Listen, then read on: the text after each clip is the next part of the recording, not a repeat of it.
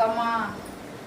இப்போ உச்ச நீதிமன்றத்துல பிள்ளைங்களை பிடிக்க சொல்லி எத்தனையோ இடங்கள்ல இருக்கக்கூடாதுன்னு இருக்காங்க. பிள்ளைங்களை பிடிக்க சொல்லினா பொது இடத்துல பிடிக்க சொல்லியிருக்காங்க. பொது இடம் எல்லா இடமும் அதுக்கு பொதுவான இடம் தான்.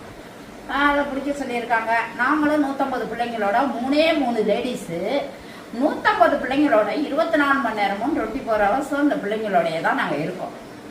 ஒரு பிள்ளை 2 பிள்ளை கிடையாது, 150 பிள்ளைங்க.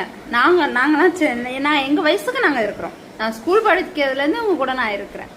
ரெண்டாவது இதுக்கு மூளைக்கு ஒரு பிள்ளை தான் வந்திருக்குது. எல்லாம் குட்டியில இருந்து தூக்குறது, இடையில ஏதாவது இந்த பாருங்க இதெல்லாம் தூக்கிட்டு வந்தது தான். சமயபுரத்துல இப்படியேதான் இருந்தா வெறும் வெந்நீரை முதுகுல ஊத்தி அப்படியே கொலன்னு இருந்துச்சு. நான் தூக்கிட்டு வந்திருக்கிறேன். எல்லாமே ரெக்கார்டு இருக்கு. இப்படிதான் இருந்தா இப்படியே அது மாரி ஒவ்வொரு முறையில இருந்து ஒவ்வொரு பிள்ளைங்களா தூக்கிட்டு நாங்க வச்சிருக்கோம். ஆபத்துல இருக்கிறத மட்டும் தான் தூக்குவோம். எல்லாம் ஃப்ரீயா இருக்கிறதெல்லாம் நாங்க தூக்க மாட்டோம். அப்படி கொண்டு வச்சுக்கிட்டு நாங்க இதுங்களோட புழங்கிக்கிட்டு, இதுங்களோடைய சாப்பிட்டுக்கிட்டு, இதுங்களோடைய தூங்கிக்கிட்டு, இதுங்களோடைய எல்லாமே இதுங்களோடய நாங்க இருக்கிறோம்.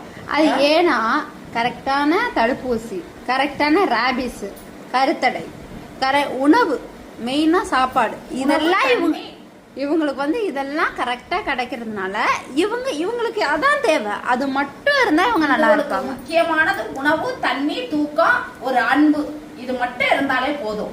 இது காசு பணம் கேட்க போறது கிடையாது. பெரிய பெரிய வீடு வாங்கி கட்டி கொடுங்கன்னு கேட்க போறது கிடையாது. துணிமணி எடுத்து கொடுங்கன்னு கேட்க போறது கிடையாது. யாரையும் அழகா நிம்மதியான சாப்பாடு, நிம்மதியான தூக்கம் இருந்தாலே நம்மளுக்கு அதுங்களுக்கு எந்த ப்ராப்ளமும் வராது. அது கூட நம்மள தொந்தரவு பண்ணாது. இவ்வளவுக்கு நான் 150 பிள்ளைங்களோட 3 லேடிஸ் இருக்கும். ஆனா இந்த பொது இடம், இந்த பஸ் ஸ்டாண்டு, இந்த ரயில்வே ஜங்ஷன் இப்படிலாம் சொல்றாங்களே, அங்க ஆயிரக்கணக்கான பேர் நடக்கிறீங்க. அங்க ஒரு 10 பிள்ளைங்க தான் இருப்பாங்க. ஓகேங்களா? அந்த 10 பிள்ளைங்க ஆயிரக்கணக்கான பேரை போய் கடிச்சிடுறாங்களா?